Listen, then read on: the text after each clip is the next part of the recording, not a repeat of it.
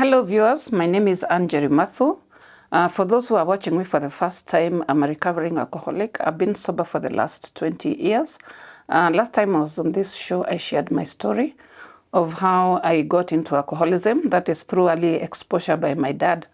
And then again, I explained that addiction is a progressive disease whereby you don't become an addict with the first sip or with the first drink. It can take years. For some people, it can take longer. For some people, it can take shorter, all depending on your body chemistry. So today, I'm answering a few questions that came up after giving my story. And the first question is from Nancy Moshiri. In your active addiction days, how was your relationship with children, mother, lovers, and others, and your losses, especially because they seem to be the reason for your drinking? Like I said, there are many contributing factors along the way. So I was not drinking because of the losses. The losses were coming as a result of the drinking. So like if you listen to my story, when I started drinking, I was still functional. And you always become a functional alcoholic before you become a dysfunctional alcoholic. So I was still functional. I was still doing the things I was supposed to do. My relationship with my children was still good. But then it got to a time where I had no relationship with anybody and anything apart from my alcohol. So that's why I said addiction is progressive. So like now people did not know that I was sick. Until now when I went to rehab and they had to come for therapy. And that's when they realized actually I was a very sick person. And actually that's when they decided, okay, fine. They decided to support me because now they understood where I was coming from. They understood that I was a person who was truly hurting. In my addiction world, it's a very dark world where you are alone among people. So my relationship with my children, later we rebuilt a relationship with my children, with my mom, because my dad passed in a road accident while under the influence of alcohol. So for my mom, it was easy for her to understand me and my firstborn daughter and my secondborn son. But for my lastborn daughter, it was so difficult because I actually abandoned her when she was around 3-4 years. So she grew up knowing my mom, the grandmother, as the person who cared for her. I was an absent mother, rather. So for my lastborn daughter, it was not actually rebuilding a relationship, it was building. We had to start from scratch. We had to start from therapy. Now it was upon me to take charge and actually work with her. It took a while. It took her 6 years to call me mom. 6 years when I was in recovery. And that's one girl who didn't trust me, and even up till today, she has trust issues. Because if your own mother can abandon you, what about other people? So every other time that I dressed well, she would always ask me, Utarudi, are you coming back? So, because often, quite a number of times, I used to tell them, nimeenda kidogo nitarudi, then I come back after 2-3 days. So children get affected vibaya sana, trust issues, anxiety disorders, panic disorders, and all that. So at times even, that's why we have a support group called ACOA, Adult Children of Alcoholics Support Group, because most of them will suffer from some mental health issues. Others will suffer from social issues. They don't want to mix with other people. They don't want to be. They're ashamed of their past. They're ashamed of their mom. They're ashamed of everything else where they grew up. And it takes a toll on the children even when they're adults. Some of them, like my daughter, started parenting her siblings when she was still a child herself. So she never had time to be a child. And then when she grows up, it takes a toll on her because she's used to controlling. So even in relationships, she cannot keep or maintain a relationship because she wants to control the partner. She wants to control the boyfriend. She wants to control everybody around her. And at times it brings problems even at the workplace. So if you find a person is difficult to work with, even at the workplace, kindly find out where they're coming from. Take their history and see where is this person coming from, because he could be maybe a firstborn in a family of alcoholics, and their parents were absent, and he had to take control of the siblings. So he started parenting the siblings when he was he or she was a very young person. And the only way you can actually now parent a child parenting another child is by controlling. Because you see, you are the sibling, you're not the parent, so they will not listen to you, so you have to be tough on them. So even when they grow up, they want to control even the neighbors. I don't like the way you bang your door when you come home. I don't like the way you put on I don't like the way your shoes make noise at the stairs.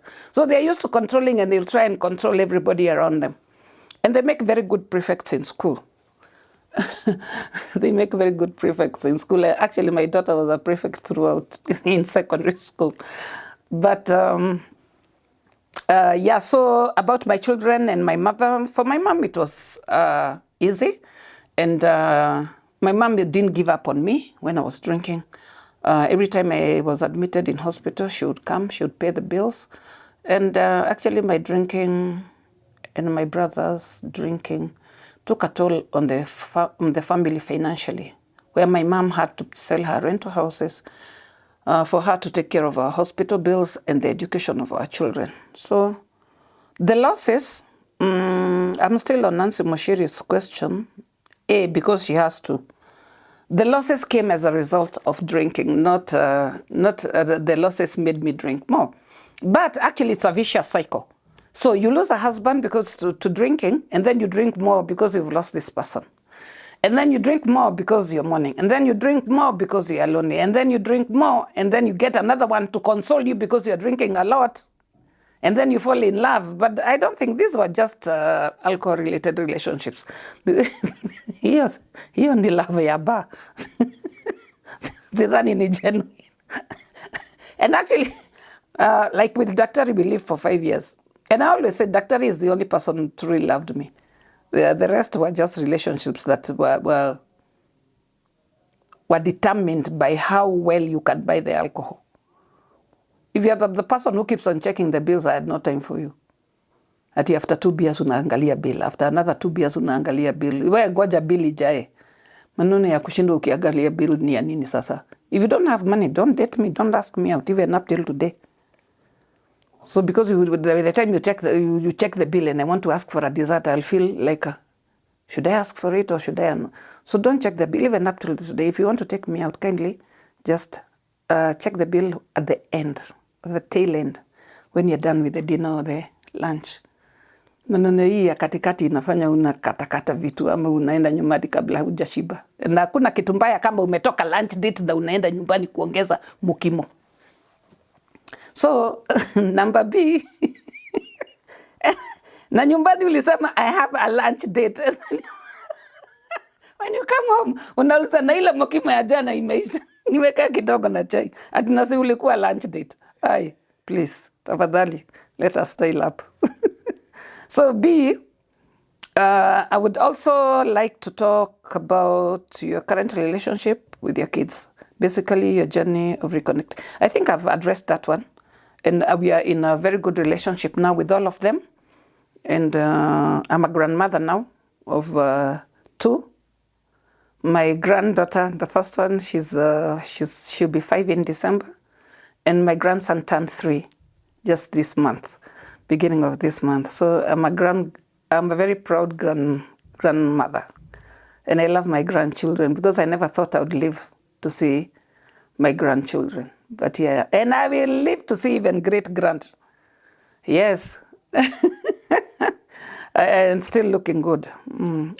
Ladies, it's time we start taking care of ourselves. Otherwise, you look like a pumpkin. Because the more a pumpkin ages, the uglier it becomes. So the question is from Eileen Kanieru. I would love to know your experience in the rehabilitation center and how you maneuvered after rehab. Rehab, I think, was the best place that I went to. I can say so. Because that's the first time I felt loved. That's the first time I felt appreciated.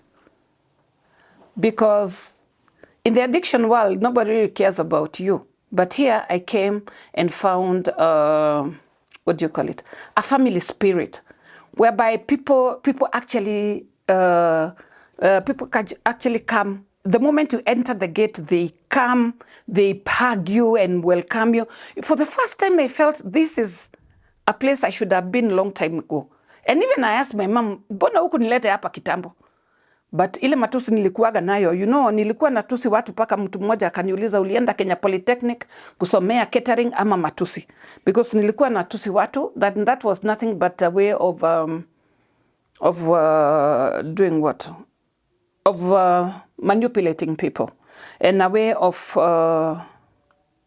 defending myself from their insults. Because they used to insult me a lot. And actually a person with a drug problem or a drinking problem will always carry that word with less. Useless, hopeless, nameless, no gonna name. All those things with less. They will call you. They'll call you a cheap prostitute. They'll call all those negatives. So the best thing is to abuse them. It's a defense mechanism.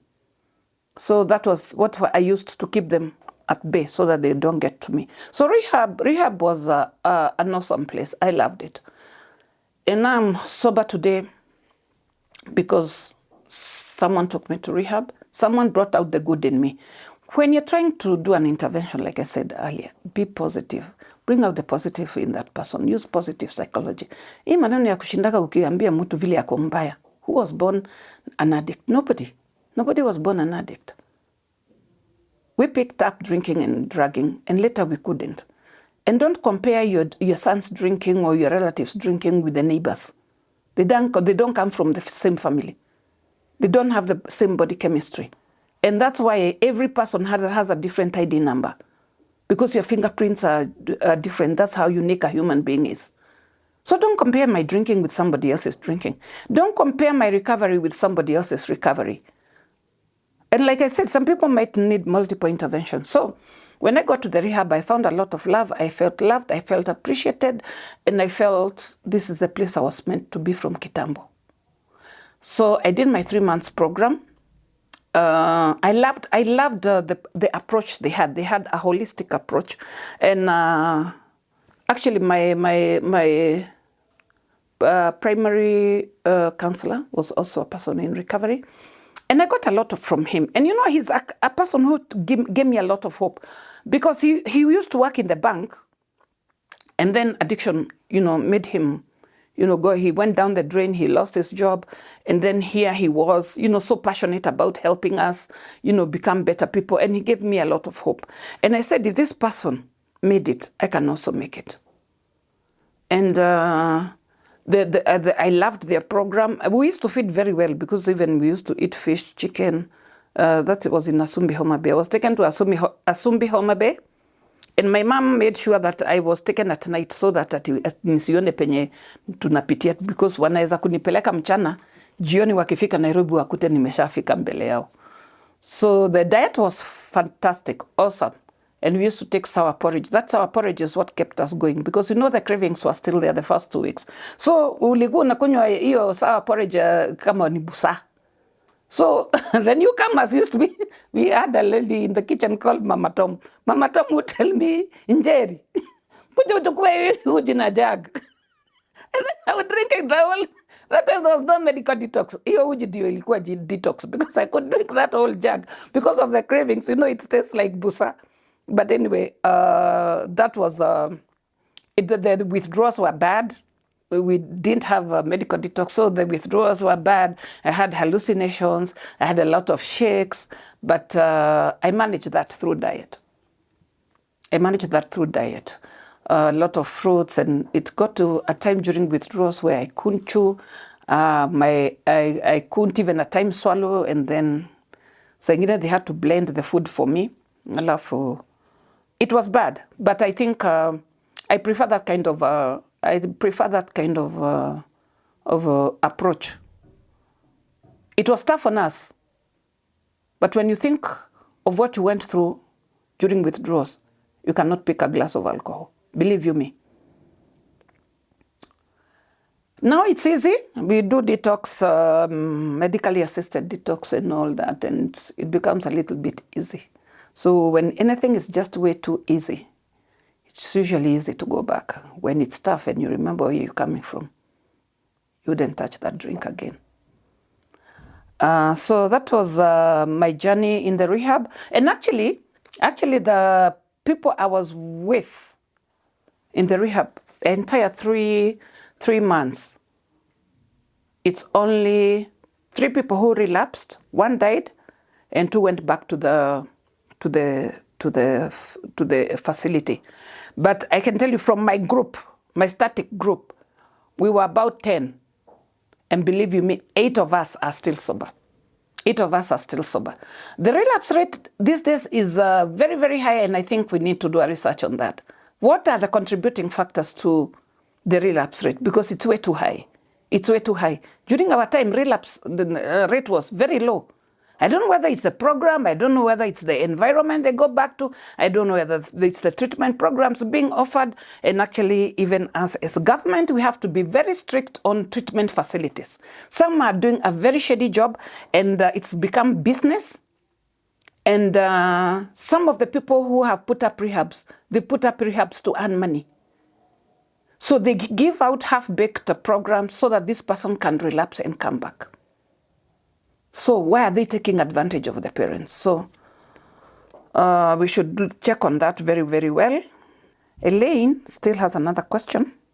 And how you maneuvered after rehab. Actually, just before discharge, I said there's something we call exit planning.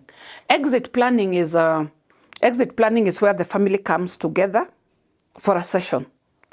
So personally, I didn't have a job. So this is where you identify what are you going to do upon discharge. Where are you going to stay? Whom are you going to stay with? So as for me, my mom came, my aunties came. My children didn't come for the exit planning because it was Homa Bay is far. It's pretty far. So I didn't want to go back to Thika, where I was born, brought up, and where I went down the drain. Where I had the worst experiences in addiction, and I knew those experiences would be a trigger. The friends themselves would be a trigger. The environment itself could be a trigger, because we are told when you're doing the relapse prevention, we are actually advised to avoid people, places, and things that can take you back. So in Thika, I knew all that. The 3 of them were there: the places, the people, the things. So I decided, I had talked to one of the psychotherapists, and I said I had that fear of where I was going to go to. And so we agreed that I talked to the director of Thumbi, and they allow me to volunteer in the center. So I went home. We agreed that I go home for 1 week and then I come back. But I was not going to go in the same rehab. I had to wait for the clients that were there to finish their program, because you cannot come back as a volunteer. You know, they will just look at this one who came from the rehab the other day. So we had a branch in Karen. So they said, okay, fine, you're going to volunteer at Karen. And then later, after I volunteered in Karen for about 6 months, and then later we had trainers from voluntary services overseas to train people in recovery as addiction counselors. So all those people who are going to train by VSO, we all went again back to Homa Bay. Homa Bay is good because at least we had staff quarters, and so we were able to live within the compound and train. Now we had totally new clients who didn't know us previously. So that was one of the reasons, because I never went back to Thika. I actually got a room in Gong, and so I would go to Karen every morning. So I'd go very early in the morning, take breakfast there, and leave late so that I eat supper. So and then again, when you're doing the discharge planning, it's also very important before you're discharged or you leave the rehab to identify your triggers. 1, identify your triggers, work with your primary counselor on how you can overcome those triggers. So every individual has different triggers. For example, one of my triggers is anger. When I get angry, I can easily crave for alcohol or any mood-altering substance. So the first thing that I do when I get very angry is to walk away from the situation. Walk away from the situation, take about 10 steps backwards. Always have your phone with you. That's another thing that we always do. Always have your phone with you and call another person in recovery and share what is troubling you. Even if it's at the workplace, just share. Because the moment you share, it becomes lighter on you. And then they tell you to attend the nearest AA meeting over lunchtime, or if it's in the afternoon, the nearest AA meeting in the evening, so that you can share with the rest of the people who actually understand you. Because even at the workplace, not everybody understands you. Not everybody understands you. Like even some of them will even ask me, sasa unashindaka kwa media ukifanya nini? It's about giving people hope. It's not about showing my beautiful face. I know I'm beautiful. It's not about showing off my beautiful face at 60. I'm still looking good, and I'll still continue looking good, because that's one of the things that keep me sober, knowing that I can be able to take care of myself even up till now. And loving myself, that's another thing that keeps me going. So look for things that make you feel good about yourself. And when you feel good about yourself, both inside and out, then you have that confidence. You can walk with your chin level to the ground. You can look the world straight. You can look the world straight in the eye and say, "This is who I am." And most importantly, giving people hope. That's why you'll find me on media most of the times, because addiction is shame-based, both in active addiction and in recovery, whereby we are so many in recovery, but many people will not come out and say, "This is who I was and this is who I am." Why? Because it's about talking about the dark cranny of our past. Our past was not so good. But if we don't talk about it, who will? People these days are not ashamed of their HIV status. Why? Because of one Assumpta Wagura, who came out about her HIV status, who came out and talked about the medication, and she came out and talked about discordant couples. And now there's no shame that surrounds HIV. In fact, there's more shame and stigma when it comes to substance use disorders. There's a lot of shame associated with it. And these are some of the reasons that I went public. And these are some of the reasons you'll always see in me on cameras, because we want to destigmatize addiction, because it's a disease. So we want to destigmatize it, and people look at it as a disease that needs treatment rather than a moral failure. So that's how I maneuvered after rehab. And what are the challenges you faced starting from scratch, or even rebuilding and building new relationships, especially with the family who had written you off? It's about making amends. Making amends is the most important thing, because actually we hurt a lot of people along the way, and they hurt us as well. So the best thing is to make amends. It's not the other person to make amends to. It's for us in recovery to approach the people we harmed. So like the program I did, we used to have a list of people we harmed. So there was the now list, people you can make amends to immediately. Like that one, on that list, I would put my mom, I would put my aunties, I would put my children, I would put the people who are easily approachable and people who can actually listen to you. And then from the now list, there's the sooner or later list. So this person you're not very sure. You're not very sure whether you're going to make amends to them, but give yourself time. And then there is the maybe list. Then the maybe list also, this is the one now that, again, you're not very sure of. And this is the list whereby you can make, what do you call them? Indirect amends. For example, if you raped somebody's daughter, you don't go and tell the father, "I've come to make amends because I'm the one who raped your daughter in the Miss Plantation." No. Maybe you raped this girl and she got pregnant. Can you start taking care of the school fees of that boy? Not making it so obvious, otherwise you might end up harming the people more, thinking you're making amends. So as long as you are not harming that person more, you can make direct amends. If you think that you'll harm this person more, don't even make those amends. Make indirect amends where people just say, na huyu siku hizi amekuwa mzuri.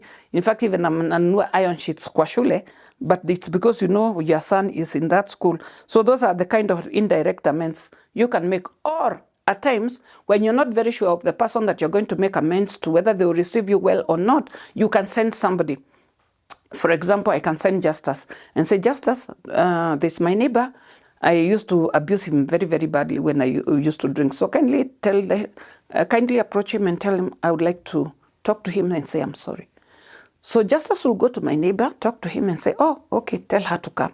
Then that time I will come. I will go. Otherwise, you might go to make amends and then you are beaten in the process. So we have to be very careful. And then we also have the never list. The never list are the people you can never make amends to, especially if these people are dead. So what you do is maybe you write a letter to them, say you're sorry, and burn that letter. Because that guilt and shame now inakutoka. So that's why I said we have different programs, different approaches as to how we deal with people with substance use disorders. So if we don't direct them well, then when they come out, these are the things that will make them go back to drinking, go back to drugging, guilt and shame, because they'll keep on running away. For how long are they going to run away from the people they harmed? So if you don't if you don't advise them, if you don't show them how to make those lists, who to put in that list and how to make amends, then guilt and shame will make them go back to drinking. They go back to the same environment, they feel unsafe. The only place they feel safe is in their comfort zone, which is the bar, which is the drug den. So I hope I've answered Elaine Kaniaro. Then we have Judith Jogona. Please let her tell us how to help an addict who doesn't want to go to rehab. It is advisable to take them to rehab without... Is it advisable to take them to rehab without consent? Yes. Rehabilitation doesn't have to be voluntary to be effective. Some people you will use involuntary admission. We'll do involuntary admission. Why? If this person is a danger to himself and others. For example, if a person is suicidal, every other time you've been taken to hospital, amekunywa dawa, he's overdosed, he's done what? And then you just can't keep in the house. If a person is threatening to kill people with a panga, you cannot keep that person in the house. So let them go for treatment, and you know very well that this is maybe suffering from drug-induced psychosis. So take him for proper treatment, let him go for detoxification, let him go to a treatment facility where he can get professional help from a psychiatrist, a psychologist, and then now he will heal. Otherwise, at times we say, okay, fine, let's wait for this person until he accepts to go to treatment facility. What if he dies before he accepts? We've seen many people dying. Ati tuligoja aseme anataka kwenda rehab, akakufa kabla hajasema. So what did you do? Did you talk to him about going to a treatment facility? Or did you use the negative psychology of how useless and baseless he is? He'll sell things he'll sell things at home. Why is he selling things? Because of the cravings. This is a sick person you're dealing with. My brother used to fit between you know a granary? Between the iron sheets and the wood, he would fit in there, enter the granary, then open the window, and then he would take away maize and beans and put them on the other side of the window, outside the granary now, and then he locks the window, and then he passes through the iron sheets and the wood, where a cat can pass, and he will fit. And then he'll go and sell the maize and the beans. And then there my mom is walking around with the keys of the granary. Na vitu ilienda kitambo. So things we have to sell. We have to sell things because the craving is way too much. And withdrawals can be, there's a lot of discomfort in withdrawals. And actually people die very easily from withdrawals, especially alcohol. So another thing my brother did is he did a wedding and was given a lot of presents. So my mom put all the plates and the serving dishes in her wall unit and locked and used to carry the key. My brother actually ali vuruta hiyo wall unit akabomoa nyuma, and so he used to take the plates from there and go and sell them in the Changaden. So one day my mom had visitors to go and open, alikutana na ukuta. Sahani vikombe zote zimeenda. Najua vile sahani za wageni.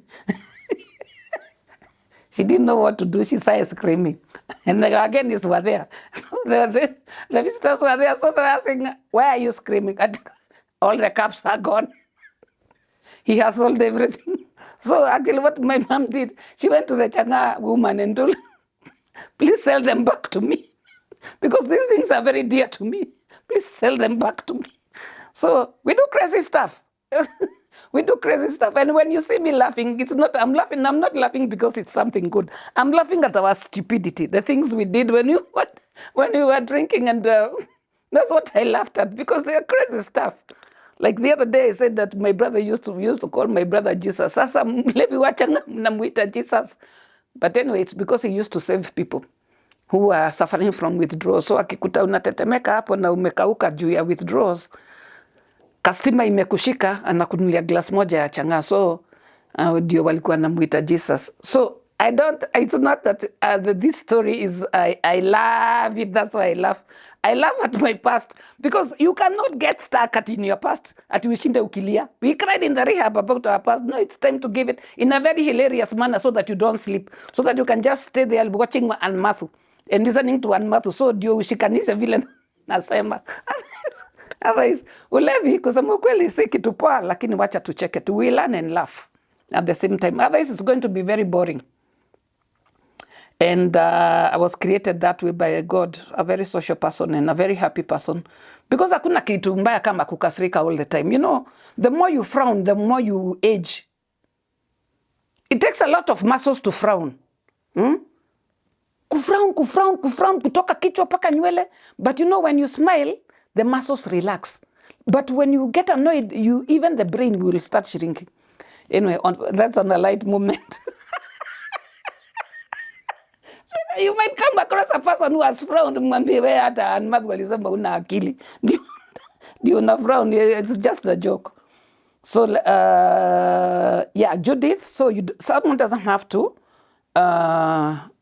consent to go into treatment. You can go there and have them admitted under the Mental Health Act, that this person is a danger to himself, to the family, and even the community. Because at times you have people being brought in by the chiefs because they've been chasing people with pangas. So you cannot allow that person at it to say, I want to go to rehab. Already he's suffering from drug-induced psychosis. So let him go and see a psychiatrist. Huyu ndio anafungagwa na kamba na kuletwa. So Frida Mwangi is asking, how can you walk the alcohol recovery journey with a recovering addict from rehab to prevent recurring of a relapse? Frida, I said that it's always important to check the kind of program that is being offered, because they should have a relapse prevention program at the tail end of the rehabilitation period. It's usually the last 3 weeks. That's when they do relapse and relapse prevention, and this is where the person identifies their triggers. What could be the trigger? Is it my friends? Is it the workplace? And that's why I said involve the immediate supervisor when you're doing the exit planning, so that if the trigger is in a certain department where this person is working, they can always be transferred to another department or to another station. So working with this person, what you do, if you want to work, Frida, if you want to work with a person who is just from rehab, make sure you attend all the sessions that the therapist invites you. The primary counselor will invite you for. If it's your husband, go for those couple counseling sessions. Go for family sessions. If you need anything more, and this is not at any extra cost. Should anybody tell you that they're going to charge you extra for the couple counseling sessions, it shouldn't happen. What you pay, when you pay for the client, you pay for all the sessions. Some people are taking advantage of saying family therapy, you pay extra. It's not supposed to be like that. When you pay for the client's fee, you pay for all the sessions, including family, couple, children, all that. So have as many sessions as possible, and make sure that if it's your spouse, that you've already made amends by the time he comes out, that you understand who your person was and who he is now. And for example, if you're the spouse and you used to keep alcohol in the house, make sure that you remove all the bottles, full or empty, from the wall unit. Keep flowers. By the time he leaves the rehab, just keep flowers there and sawdust and all those kind of things, because even an empty bottle can be a trigger. An empty bottle can be a trigger. So remove anything that would trigger him. Talk to the primary counselor. Know what his triggers are and see how you can help him go around, deal with the triggers. So if the triggers is at the workplace, let's deal with that with the immediate supervisor. If it's friends, let's join a support group, Alcoholics Anonymous support group, Narcotics Anonymous support group. If you're a sex addict, there's also sex addiction support group, SDA Church, opposite Integrity House. So if you have that problem, kindly don't hide. Just go there and you'll find others who have a problem like that one of sex. So many people, sex addiction is actually something which is very hidden, and many people will come to the rehab with the pretext of they have a drinking problem. But actually the underlying problem is sex addiction. So if you have a sex addiction problem, just go to SDA Church, opposite Integrity House, every Saturday at 2:30. And you'll get helped. 10S4809. How have you managed to be in recovery for all those years? And also, why is it important to separate spirituality and recovery until one is ready? Like the program I did, it's a spiritual program. A spiritual program, there's a difference between spirituality and religion. So spirituality is actually a personal relationship with your higher power. So, and actually in the rehab, we use the term higher power, because if you're a Christian, you have your own higher power. If you're a Muslim, you have your own power. If you are a Hindu, you have your own power, higher power.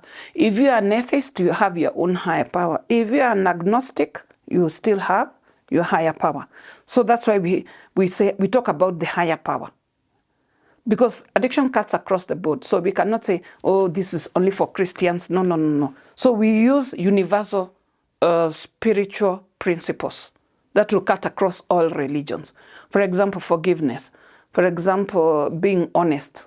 You know, those are the kind of things, making amends, forgiving one another, integrity, humility. Those are the spiritual principles that we use in our journey in recovery. So that cuts across the board. It's not only for one particular religion. So for spirituality, I always, personally, I went back to church after 6 or 7 years? The first time I went to church after rehab. I didn't have any relationship with the church, and I had a lot of resentments towards the church. Because remember, the first time I attempted suicide is when I was chased away from church. So, and then you remember when I attempted suicide again, when somebody came and told me that even Satan cannot accept me in hell. I'm that bad. That, you know, all these things that revolved around religion, how God hates me, how Satan hates me, how I will end up to nothing. And the people who are talking about, telling me this are people who are supposed to be born again and who are supposed to guide me, and they're the ones who are bringing this negative thing. I was against religion, especially Christianity. I didn't want anything to do with the church. In fact, I used to go for a burial and I sit outside. I never used to enter the church. And I'm still sober. Until I went to church in one church in Gong, where, you know, my neighbor used to keep on telling me, let's go to church. I had 2 neighbors who used to really push me about going. And then muniombe uko mi siendi. So one day, the one who used to live with me said, Ann, let's go to church. I said, you go and pray for me. So another one called me at the end, you know, the same church, eh? She called me and she said that, Ann, let's go to church. I said, I told you never to call me to tell me about church. Then as I'm seated there, my auntie calls me. When I was praying, God told me to tell you that you go to church. I said, these 3 people, kusema kweli, let me go. But I was going to church purposely to ask God what he wants to do, what he wants with me.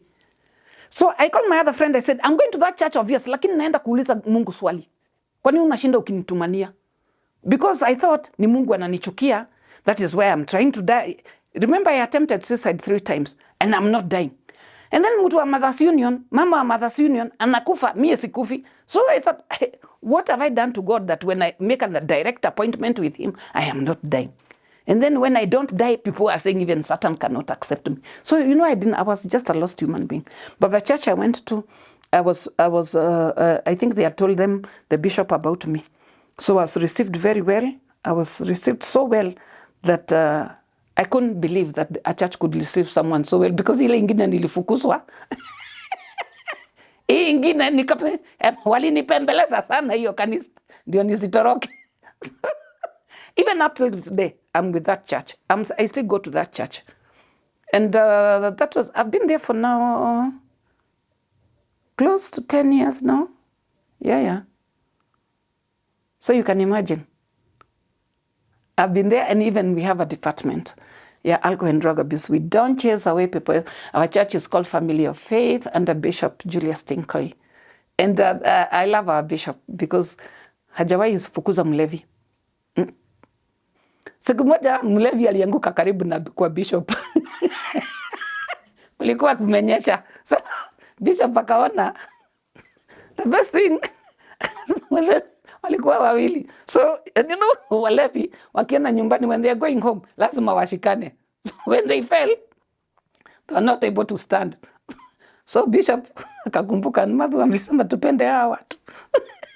So aliwavuruta akaweka kwa veranda kwake, and then akaingia kwa nyumba. But he couldn't sleep. He kept on checking whether they are breathing. Until in the morning walichomoka hawakumwambia asante. But he said at least now they are sober. It's morning, so whether they go home, whether they go to the bar, at least he saved me. Because this rainwater, they can actually drown. And they don't drown in deep water, in very shallow water. Wataanguka hapo, hii maji wapite juu, wa inhale na wakufe. Because hii maji iko na mchanga, si ndio? So Bishop saved their lives, but the following day they didn't even say thank you. Walimwangalia hivi na wakaviatuka. Hiyo kanisa yetu ni mzuri sana. Hata kama wewe Justus unakunywa, wewe kuja hiyo church. Tutakukaribisha sana. The only time hatuwaonagi ni saa ya kutoka toa sadaka hapa, na hiyo uwezi ona mlevi. But even kesha wanakujaga. Because actually, and if you check, most of the clubs, they play gospel music after midnight. Because they know all those people who are there have that spiritual void. And that's why they play this gospel music. And a lot of people with a drinking problem, they love gospel music. And that's why utasikia, this is time ni saa ya kigosho. Naona? And you will dance that music and you call upon God, because there is that void. My brother used to sing those songs paka analia machozi. And he knew most of them. Because we have a spiritual void. We want to, we want to connect with the higher power, but we don't know how, Yeah, it's a miserable life. Very, very miserable. So even when you see a person drinking, they're hurting inside terribly. They are very empty, very empty. So allow the person to choose. So when they come from the rehab, don't push them into church. Who said they want to go to church? Don't push them into going to church. If you're going to church, it's okay. You wanted this person, first of all, to stop drinking, and he has stopped. The moment you start pushing them to one direction, you'll trigger them. You'll trigger them into drinking, because that's the same thing that you used to do when they were drinking. Controlling their lives. Don't control them anymore. Let them start controlling their life. Their recovery is their responsibility. The family just gives support. So if he says, I don't want to go to your church, I want to go to another church, let them go to that other church.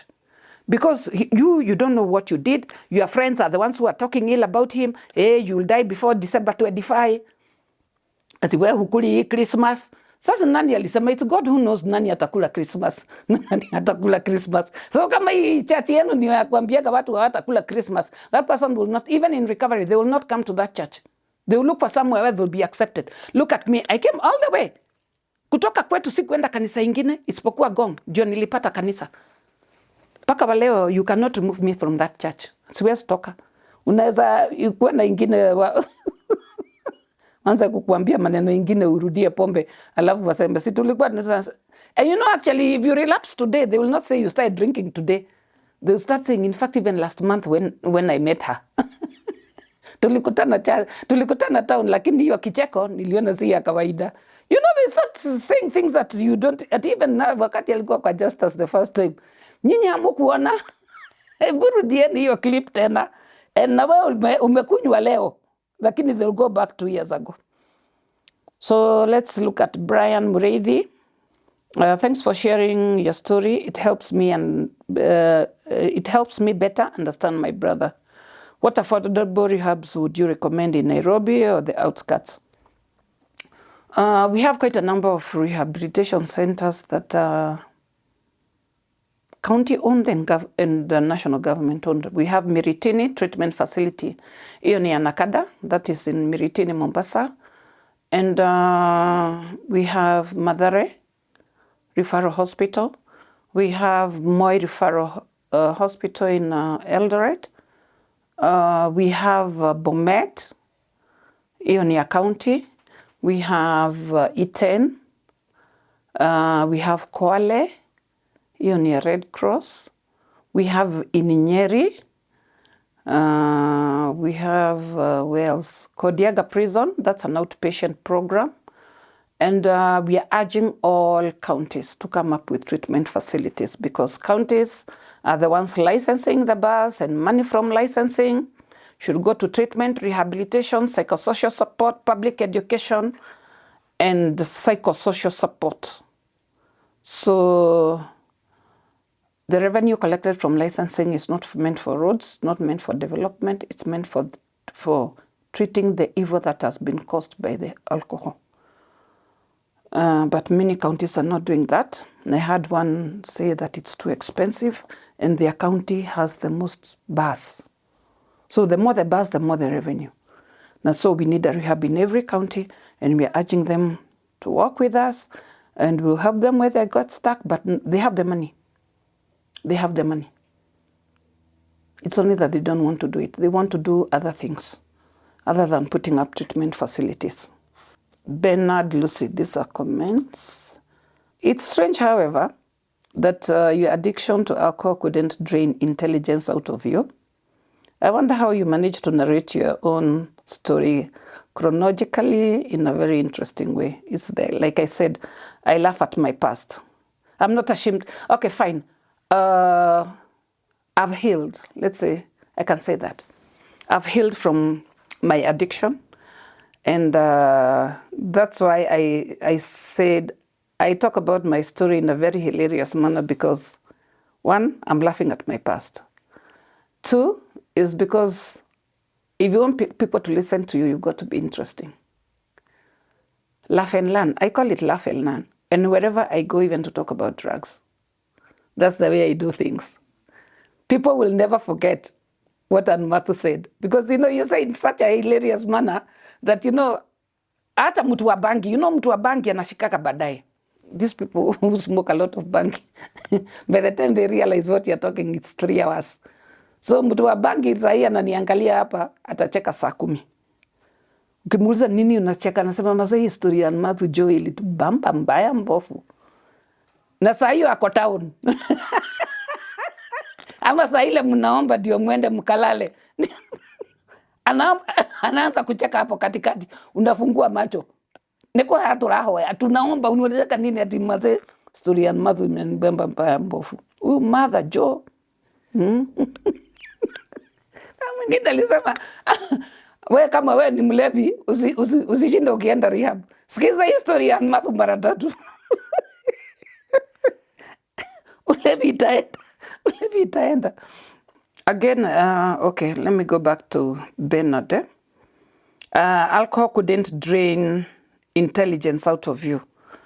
Bernard, if you look at the people who are doing drugs and alcohol, people who've lost it in addiction or substance abuse, most of them are people with very high IQ.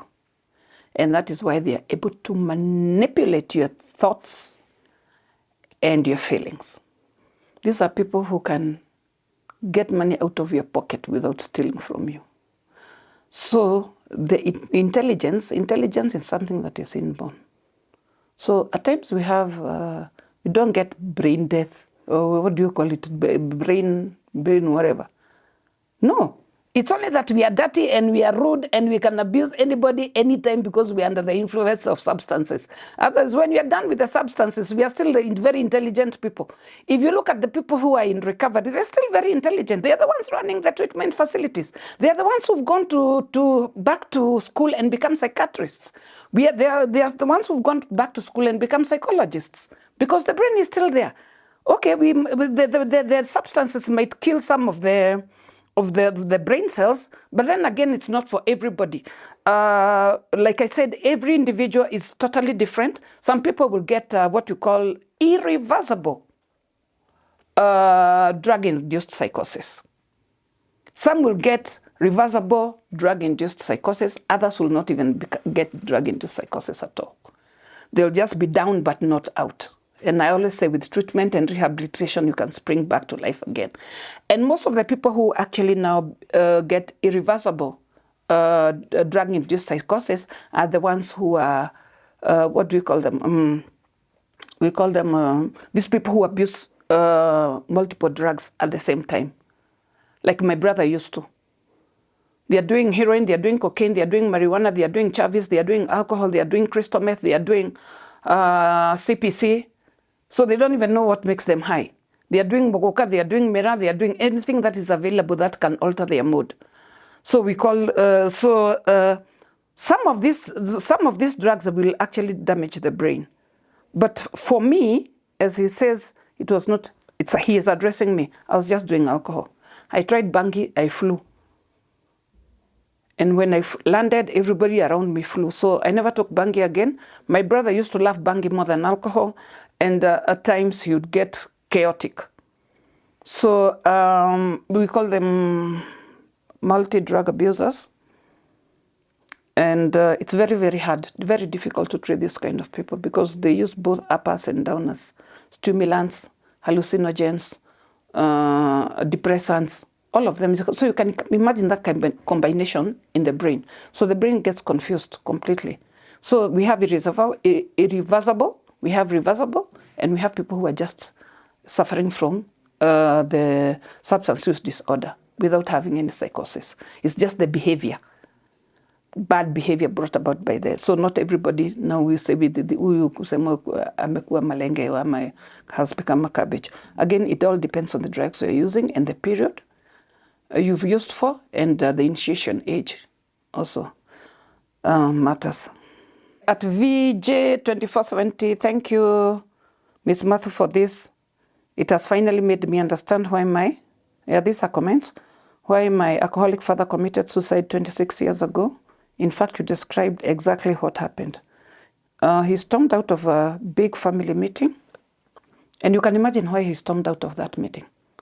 He stormed out of that meeting because everybody was closing in on him. And I always tell people, don't close in on the person. The person is good. Close in on the behavior brought about by addiction.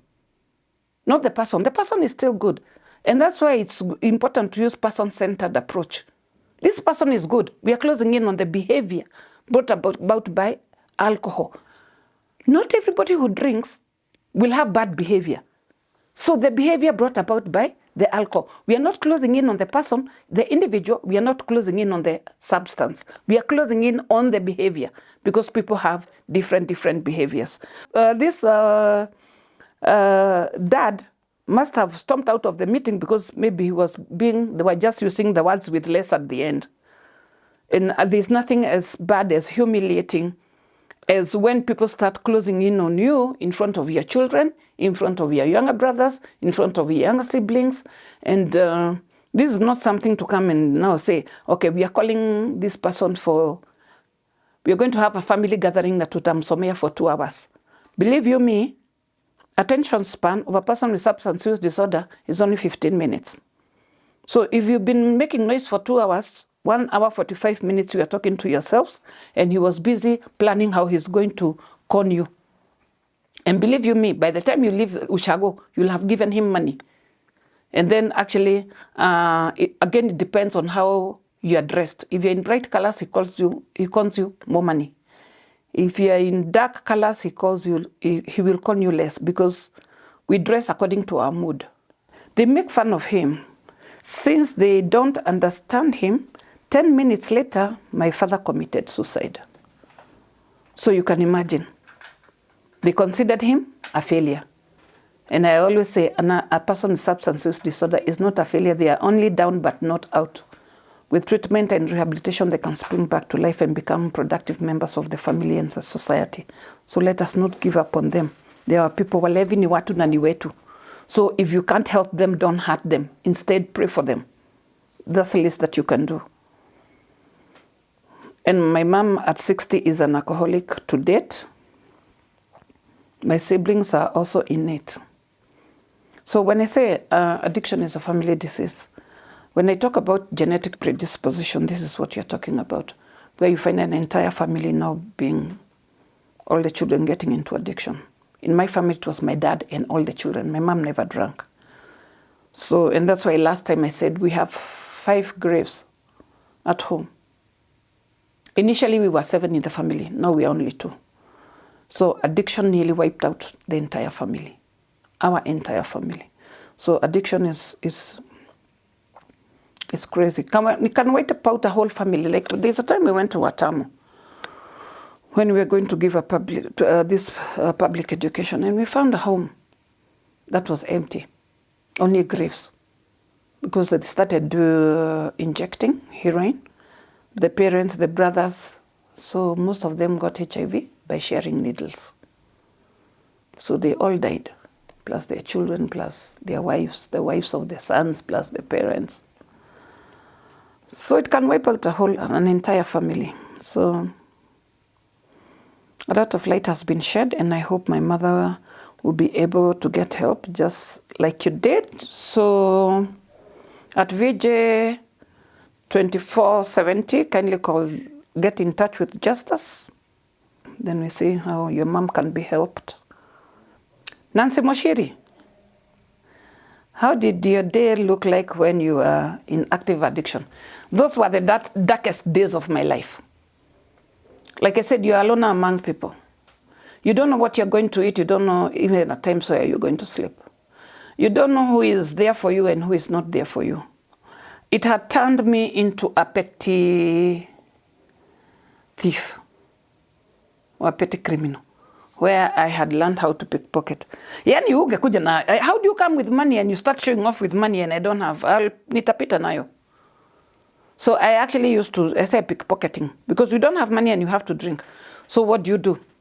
You become a petty thief. So pickpocketing, nilikuwa najua kutumia these 2 fingers very well, remove the money, pass it to my brother, and my brother would go and look for change. And then when sijahama, remember sijahama, I'm still there, seated next to you. Then you start saying, oh, nilikuwa na 1,000. Please, when my brother comes, and my brother would say, you're calling my sister a thief. And he's the one I give the money. Unajua sasa, pesa unaangusha chini and then unaipasia na kiatu hivi. So when you push it with the shoe, my brother is there. So yeah, ataichukulia chini, and then he goes and looks for change. And I used to live just near the dents there and whatever. And then he leaves some of the money in my house. So I said, pige tero. Ambia Katus is the one who used to sell changa. Nipige tero. Ambia Katusa nipige tero. Mi hata sijaenda kukojua. And then you're saying that so my brother would beat you if you say that your money has disappeared. And then we buy for you with the same money that we stole from you. So I hope police will not be waiting for me downstairs. Hiyo ilikuwa pesa kidogo sana ya kushikia mtu. So actually, let me tell you one thing. There is a time, before I went even into Chang'an, I used to fight a lot. I don't know whether I loved fighting or my self-esteem was so low that I used to see like people hate me and I would abuse people, I would cause kills. So that time I had not gone into Chang'an. So I used to, those estate bars, cause kills, and then police would be called and I would be put in. Nearly every Friday or Saturday. So Monday, kotini. There's one time I was arrested on Thursday. Na ilikuwa Easter. Nilitoka Tuesday. Kupelekwa kotini. The magistrate, I still remember it. It was called SMS. So he looked at me and he asked the prosecutor, this woman is here every Monday.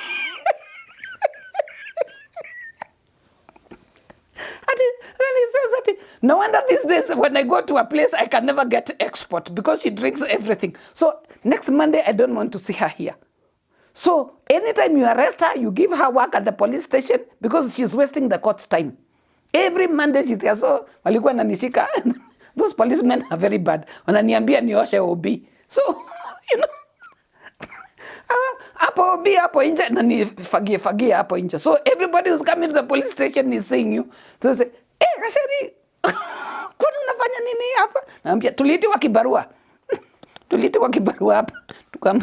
Tukaambiwa tuwe tunakuja tunaosha hapa. So every Monday I'm cleaning the OB and sweeping hapo kule wanaweka magari ile ya accident. Unaambiwa uende and it's near the road. So everybody is seeing you. Gasheri anapataka kibarua every Monday.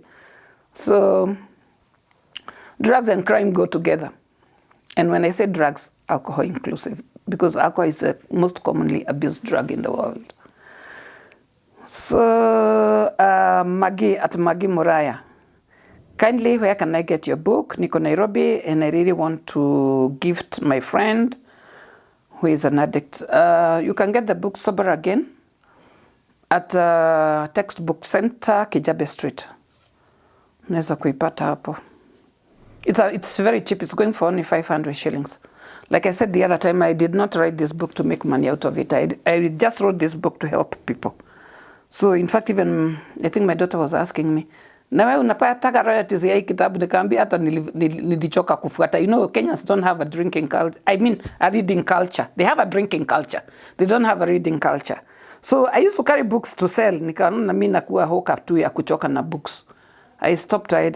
In fact, whoever can buy it, can buy it. It's not something that I really follow up on. So she was telling me that I should write another one at My Life in Recovery. So I said, that thing is so small and it took me 2 years to write. No, I've been sober for 20 years. How long will it take? It will take 5 years. Me, I don't have that time. It's not the time to relax. Once unakuwa 50, 60 years, I mean, stop. Me, I cannot write books. I don't want anything that is going to stress me now. You might start writing the book, you relapse along the way. So, wacha mimi nikuwe hapa naongea nikiendaga. So, thank you so much for your feedback. I'm very, very happy about this. And it shows that you're watching these shared moments. And this is not my last time to come. I'll still come. When you write more questions and you need them answered, I'll always be there for you because I love you. Those who are drinking, those who are not drinking, those who are living with people with substance use disorders, kindly love them. They are our people. Like I always say, walevi ni watu na ni wetu. Let's not hurt them. If you can't help them, don't hurt them. Just pray for them and God will make a way just like he made a way for me. Because actually I didn't expect anybody to come and say anything good about me, but God sent an angel to come and talk, bring out the good in me, and that's how I ended up in the rehab. So bring out the good in these people. Nobody was born an addict. Nobody was born to be a substance use, to have substance use disorders. Nobody was born to be a failure. No, no, no, no, no. In fact, most of these people you call failures, they were the best in school. They were the best, they had the best marks. But with treatment and rehabilitation, they can spring back to life. And you'll be very, very proud of me. Like my mom was always proud of me.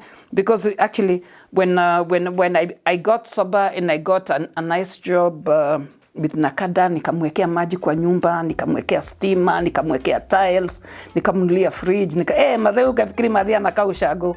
So recovery is cool. Thank you.